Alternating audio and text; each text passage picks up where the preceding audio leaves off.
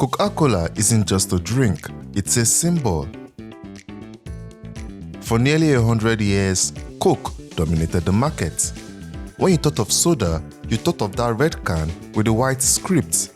It was a part of life.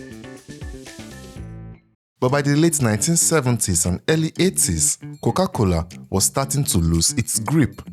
They were still the leader, but Pepsi was catching up and fast. Pepsi knew they couldn't just sit back and let Coke dominate. They needed to do something bold. Enter the Pepsi Challenge. It was a genius marketing move. Pepsi set up blind taste tests all over the country.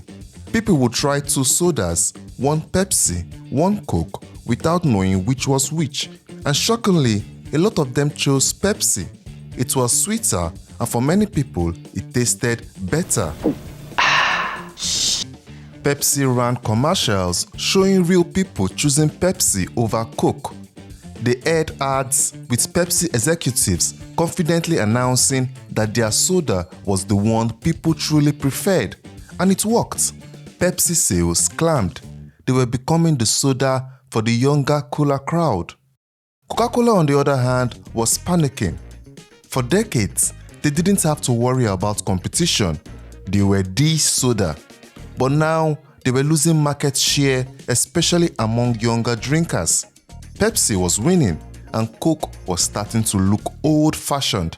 The leadership at Coca-Cola knew they had to act fast. They needed to respond to Pepsi's growing popularity. But how? That's when they made a huge decision. They figured if people liked Pepsi's sweetness, why not make Coke sweeter too? Why not tweak the formula just a little bit and give people what they seemed to want? So they did. They changed the taste of Coca-Cola for the first time in its long history. They thought it would be a game changer. They thought it would win back the younger crowd and silence Pepsi for good. But instead of winning people over, they sparked a backlash that almost destroyed the company. Coca-Cola has been around for a long time. It was invented in 1886 by a pharmacist named John Stitt Pemberton. At first, it was sold as a tonic, something you would find in a pharmacy, but people quickly realized they loved the taste. Over the next several decades, Coca-Cola grew into a massive global brand. After World War II, Coca-Cola held 60% of the market share for cola. By the early 1900s, they had started bottling the soda, which meant you could now enjoy it at home or on the go. This was a game changer. People began associating Coke with good times, family gatherings, and celebrations. And Coca-Cola leaned into that image. Their marketing was brilliant. They were one of the first brands to truly connect their products with a lifestyle. Their ads didn't just sell a drink, they sold happiness, togetherness, and the American dream. Coca-Cola dominated the markets for decades. They were the #1 soda in the world, and it wasn't even close. Other soft drinks came and went, but Coke stayed on top. No one could touch them. But while Coca-Cola was enjoying its reign at the top, Pepsi was waiting in the wings. Pepsi has been around since the late 1800s, but for a long time, it wasn't much of a threat to Coke. They were a distant second place. But all that started to change in the late 1970s and early 80s. Pepsi had a new plan. They realized they couldn't beat Coca-Cola by trying to outmarket them. Coca-Cola's branding was too strong. So instead, they decided to focus on one simple idea: taste. The showdown between the colas. There's only one deciding factor: great taste. In the late 70s, Pepsi launched what would become one of the most famous marketing campaigns ever, the Pepsi Challenge. This is the taste. This is the test. Pepsi versus Coke, the Pepsi Challenge. Pepsi. And all across America, more people pick Pepsi. Time after time after time. Pepsi-Cola. The ads showed consumers saying, "I pick Pepsi," over and over again. It's Pepsi. And Coca-Cola noticed. My mother always told me there was no difference in taste of Coke and Pepsi, but there is.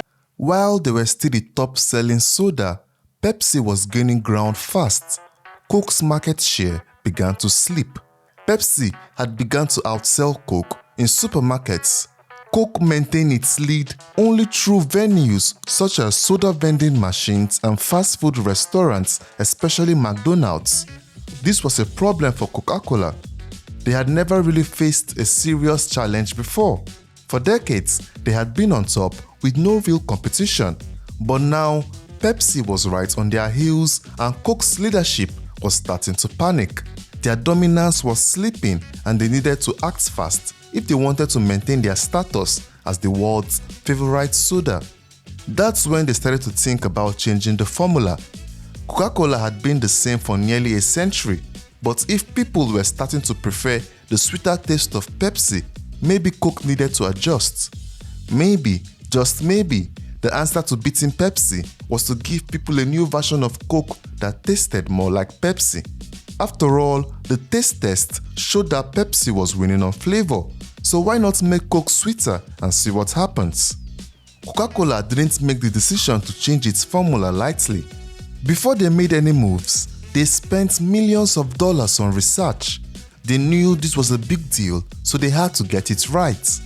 For over 2 years, Coca-Cola's research and development team worked behind the scenes.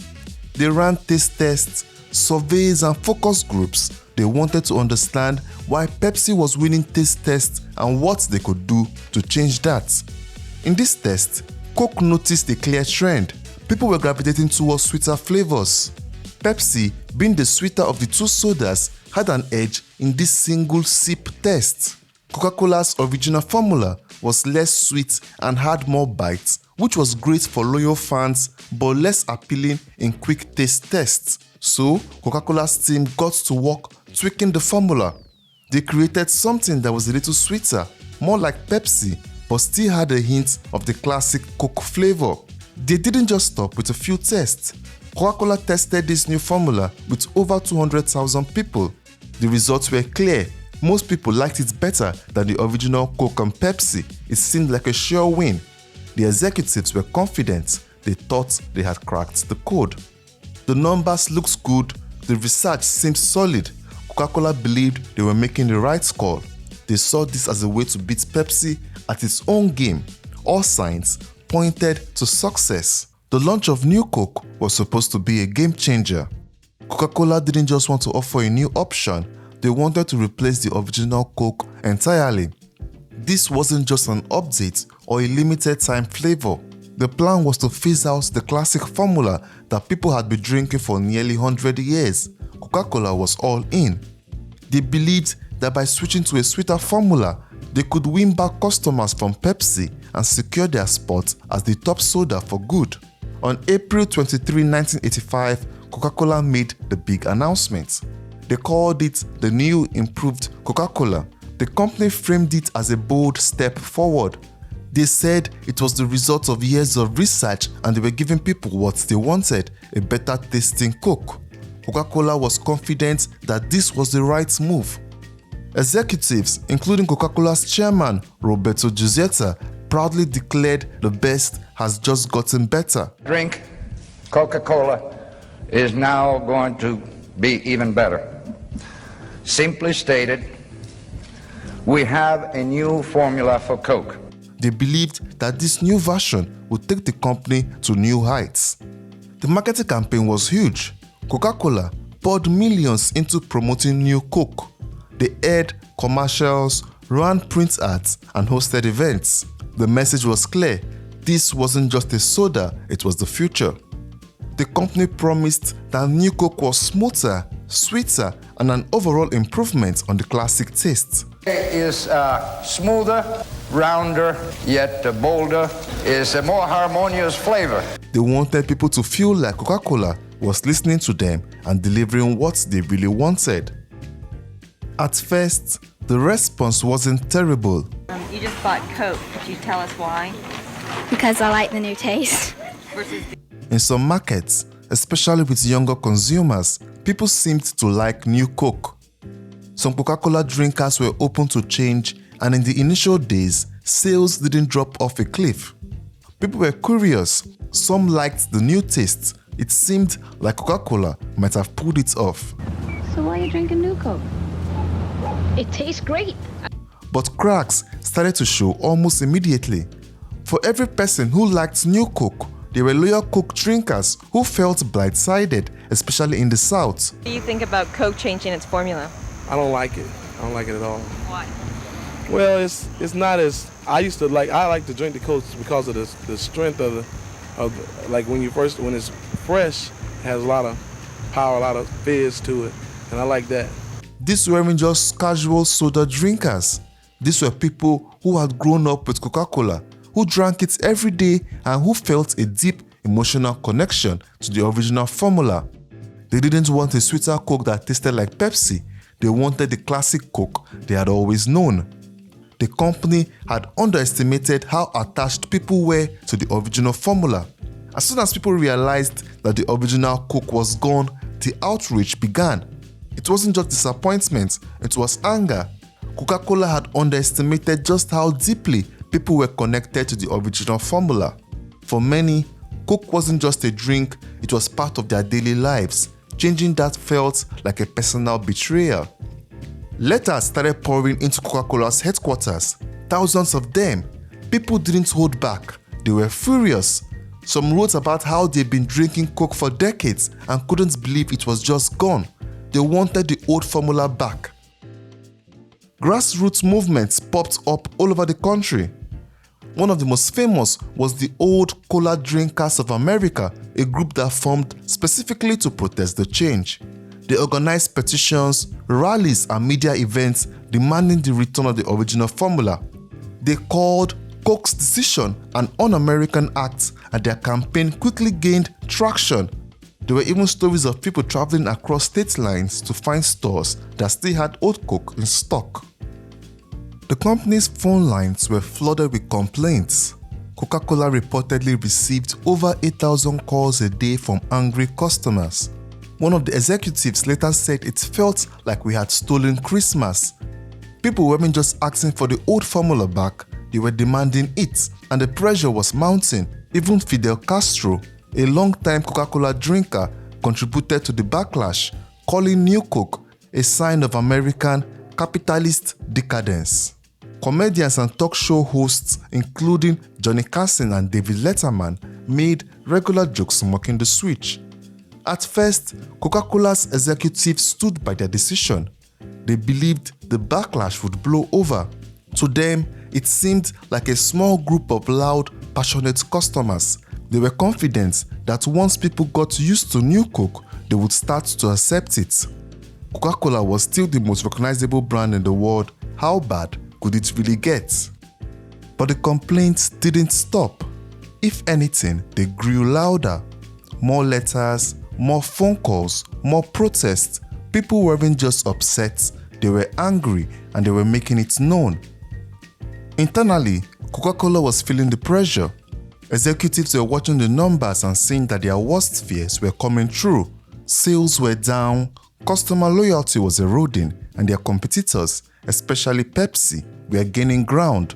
What was supposed to be a bold new step for the company had turned into a public relations disaster. Eventually, Coca-Cola had to face the reality. The backlash wasn't going away. The pressure was too much, the complaints were too loud, they had to do something, and fast. Just 79 days after launching New Coke, the company made the decision. On July 11, 1985, Coca-Cola held a press conference to announce the return of the original formula, now labeled Coca-Cola Classic. It was a stunning turnaround. Big companies rarely admit mistakes so quickly, but the backlash left them no choice. Coca-Cola moved fast. Executives knew they had to act before the damage became permanent. Typically, corporate decisions like this take months or even years, but the pressure was too much. The company scrambled to get the original formula back on the shelves. They knew they couldn't wait any longer. When the news broke, people were thrilled. Loyal Coke drinkers felt heard. They flooded stores to buy Coca-Cola Classic. Sales skyrocketed almost immediately. Customers who had sworn off Coke returned in droves. The return of Coca-Cola Classic was a huge success. The original formula was back and the public embraced it with open arms. The story of New Coke has become one of the most famous examples of brand loyalty and corporate missteps in history. Thanks for watching to the end of the video. If you enjoyed it, please like, comment, subscribe and share.